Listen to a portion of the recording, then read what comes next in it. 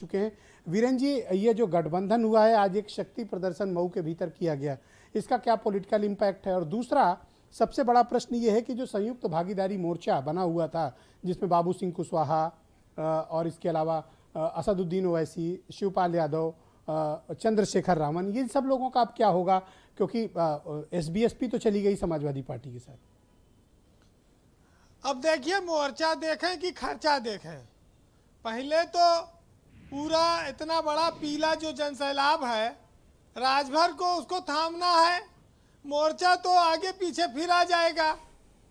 अच्छा, मोर्चे में कितने ऐसे नेता हैं जो विधानसभा का टिकट लेना चाहते हैं और लड़ेंगे? गठबंधन में अगर वो लड़ेंगे तो हो सकता है कि एक आध दो सीट वो दे भी। लेकिन आप जब देखिए कि जो आंकड़े कहते हैं कि 3% राजभर उत्तर प्रदेश में है, लेकिन 24 सीटें ऐसी हैं जहां 10 से लेकर 20% के बीच में है विधानसभा में। जो राजभर 4 सीट जीतकर बीजेपी को 40 सीट जितवा सकते हैं, वो राजभर अखिलेश यादव के साथ आज गए हैं और इतनी बड़ी रैली की है, तो चर्चा तो उनकी होगी। और बीजेपी को तो परेशानी होनी भी है, क्योंकि उनका खुद का सहयोगी उनसे अलग हो गया, वो उसे रोक नहीं पाए। इसकी भरपाई वो कैसे करेंगे? लोग कहते हैं कि टिकेंगे नहीं। इनके पास इस समय खाली इसकी काट यही है कि टिकेंगे नहीं, भाग जाएंगे, भरोसा नहीं है, गारंटी नहीं है। यहाँ लोगों को अपने बीवी बच्चे गारंटी नहीं है, ये राजभर की गारंटी की बात करते हैं। अरे भाई, वो भी पार्टी चलाने आए हैं, जहां उनको फायदा मिलेगा, जहां उनका समाज आगे जाएगा उसके साथ रहेंगे। गारंटी किसकी है? जब आप आईएसआई मार का सामान लेते हो, पूछते हो गारंटी का, गारंटी नहीं, वारंटी लो। तो यहाँ तो राजनीतिक दल में जिंदा आदमी बैठा है, सामान की गारंटी नहीं, आदमी क्या लेंगे? और आप देखिए कि निषाद बीजेपी के साथ है। बीजेपी ने 5 साल में एक चीज ये प्लस किया कि उन्होंने संजय निषाद की पार्टी को अपने साथ जोड़ा, बाकी उन्होंने सब माइनस किया, खोए। अपना दल उनके साथ स्थिर है। इसके अलावा कोई ऐसा बड़ा गठबंधन बीजेपी के पास नहीं दिखता जो इस बार 2017 की तरह लहर पैदा कर सके। आज आरएलडी भी मजबूत पोजीशन में चली गई है बीजेपी के सामने। वो कह रही कि हम सपा के साथ रहेंगे, राजभर कह रहे हैं हम सपा के साथ रहेंगे। संजय चौहान की पार्टी आ गई है, महान दल है। क्यों सारे लोग विपक्ष के? आप देखिए, जितनी पार्टियों के नेता पार्टी छोड़ते हैं वो सब सपा में जाना चाह रहे हैं। अखिलेश यादव की ताकत को अपने आप ये लोग बढ़ा रहे हैं। और आज पूर्वांचल में अखिलेश की ये बड़ी रैली, ये बीजेपी के लिए वाकई में परेशानी है। वो अपनी रणनीति में आगे कैसे इस्तेमाल करेगी, वो कैसे इसकी काट खोजेगी, ये उनके नेता सोच रहे होंगे आज बैठकर, किन किन दलों को जोड़ा जाए। लेकिन लाल और पीले के इस गठबंधन में आज पीला भारी रहा। आज पीला गमछा, पीला झंडा, इसने चारों ओर सैलाब दिखाया, अपना ताकत दिखाई। अब छोटे दल अगर इतनी बड़ी ताकत दिखा दें तो ये भी बहुत बड़ी राजनीति में कहा जाए जी, इच्छा शक्ति, हिम्मत, इसकी बात है। कहाँ इतने संसाधन है लोगों के पास, कितने लोगों को ले आवे, इतना पैसा खर्च करके इतनी बड़ी रैली कर पाए वो। तो क्या ये माना जाए कि ओम प्रकाश राजभर अब पूर्वांचल के इस हिस्से के एक बड़े प्रोमिनेंट पिछड़ा समाज के लीडर बनकर उभरे?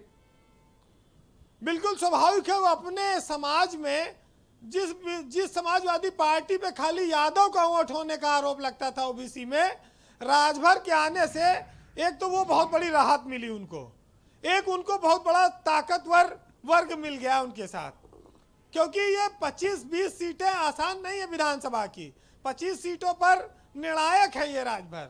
राजभर वाकई में ओबीसी के एक बड़े लीडर बनकर उभरे हैं।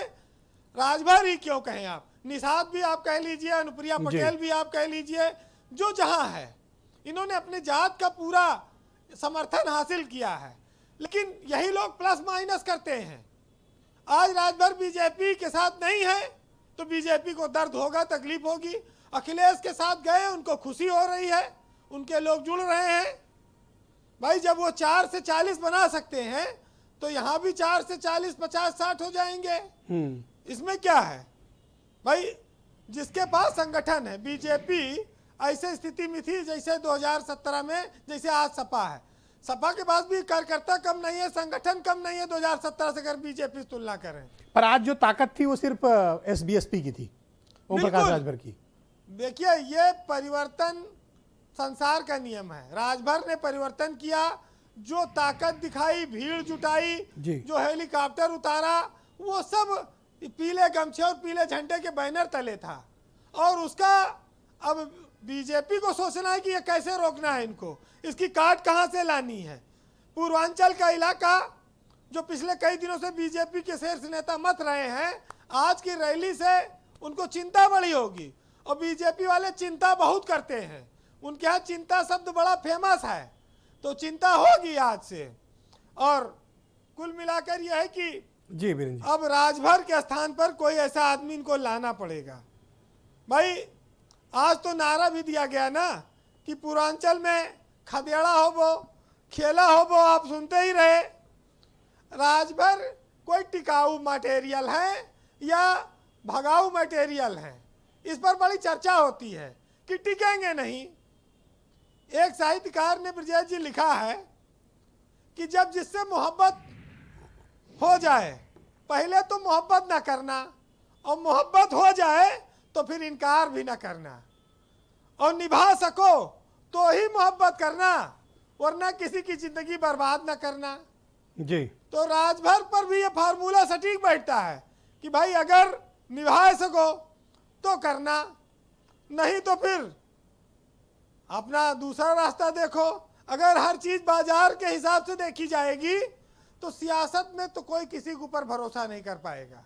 पहले चुनाव के बाद विधायक खरीदे जाते थे, कहा जाता था हार्स ट्रेडिंग होगी, बिक गया, वो दल टूट गया। अब चुनाव से पहले ही सारी चीजें आ जाती हैं, जनता भी बड़ा परेशान रहती, विचित्र रहती है।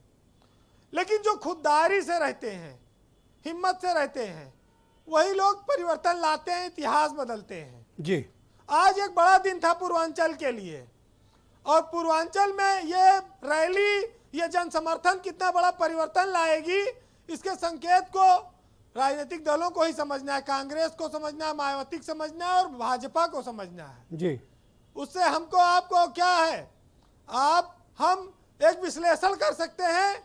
जो लोग राजनीति में अगर वो नहीं समझेंगे तो धोखा खाएंगे।